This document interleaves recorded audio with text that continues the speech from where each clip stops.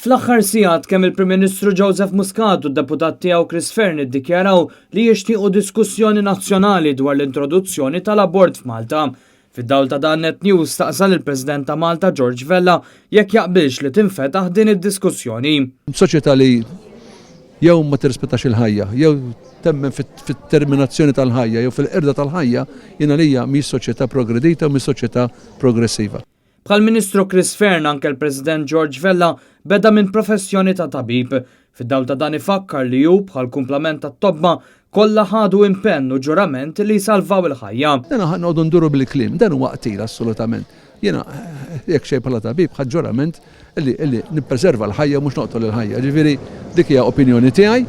Mill-ġdid kif għamel fl-ewwel diskors tiegħu meta ħal ġurament ta' President, George Vella mela ċara li huwa lest jirriżenja basta ma jkunx hu li approva l-introduzzjoni tal-abort f'Malta. Din l-opinjoni tiegħi ċara milta kemm il-darba, jien assolutament ma naqbilx. Qatt ukoll li jekk kemm il-darba l-aħres qatt jasal li jkun hemm deċiżjoni fil-Parlament li tiġi biex ikun hemm xi leġiżlazzjoni jiena din ma nifferma jiex anzi naqbad il-baggalja nitlaq li d-dar bil-kwiet. Matthew Mamo għal Net News.